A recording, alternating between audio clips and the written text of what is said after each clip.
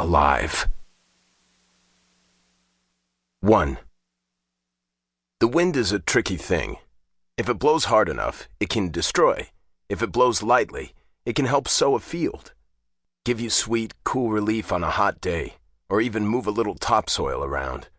However it blows, the wind is an instrument of change, a herald, and an enforcer.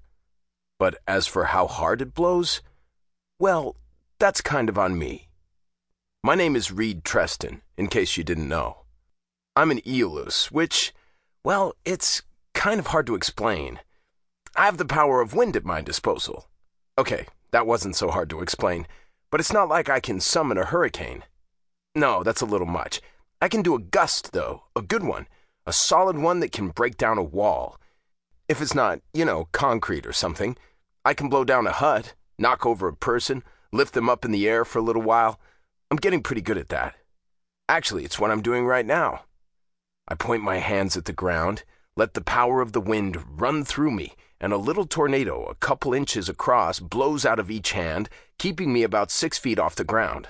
Not gonna lie, I look a little like Tony Stark trying out his armor thrusters for the first time. Gentle sway, back and forth over the blue mats that cover the training room floor. Because that's where I am, the training room.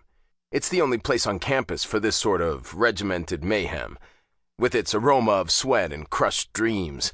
Not mine, of course. That's all from the poor bastards my sister has absolutely crushed in this place. Yeah, that's a good idea, I tell the agents. Take on the most powerful person in the friggin' world in a martial arts contest. It's always worth a good laugh. Except for that one time she broke that guy's arm. He was not laughing much. I'm just hovering, holding position, because that's what I do, like a weightlifter holding his bench press as long as he can. Maybe this builds muscles of a different sort, I don't know. Maybe it's all a placebo, a thing that happens in my head that makes me think I'm getting stronger. I don't care. I need to be stronger, need to be able to hover longer, because damn it, my sister can fly. And I'm a wind keeper, and I freaking can't. It's not right. My arms ache, all up and down like I've been lifting weights all day. I haven't. This is all I've done, this little bit of wind-aided levitation. Sitting here, gliding above the surface of the earth for, I don't know. My eyes scan over to the big clock on the wall. 15 minutes? Shit. 15 freaking minutes. I realize a little late I've been holding my breath and let it out. I fall to the earth in a barely controlled descent, flaring a gust of wind just before I crash down. It slows my impact, keeping me from taking it full on like I'm a ton of bricks.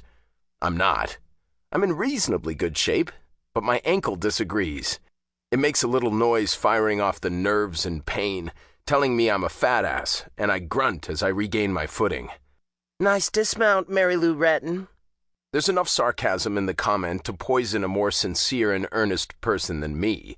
It flies over my shoulder as if fired from a slingshot, but I don't need to turn my head to know who's speaking. Sienna Nealon, hero of the whole damned world, queen of the metahuman policing and threat response. Whatever, we call it the agency. Pain in my ass. Also my little sister. Half-sister, technically. I let out another one of those sighs. It's genuine. The clock is telling me I only lasted 15 minutes, and I was pretty sure, while I was fighting to keep my eyes off of it, that I'd been in the air for at least 16 years, maybe more. It's a disappointment. Not crushing like a kick to the groin with a steel-toed boot, but it hurts the old ego. Kind of like having your little sister as your boss. Maybe you don't say anything about it, but it's not really good for the self-esteem. If I wanted annoying commentary, I say, steadying myself after my awkward landing, I'd put on a Gilbert Gottfried Blu-ray and turn on the track. Oh, God, she says. Has Gilbert Gottfried ever done a film commentary? Have we reached that cultural nadir? The Kardashians? I say simply, wiping the copious beads of sweat from my forehead with the sleeve of my sweatshirt. It's a little chilly in the training room. Snow still blankets the ground outside, the gift of Minnesota to her residents. It's a special gift, too, something the rest of the U.S. isn't dealing with right now. They get spring. We get the hard, frigid shaft of winter. Note to self, do not use the phrase hard, frigid shaft of winter ever again. It has unpleasant connotations around here. Right, Sienna says, acknowledging my obvious point.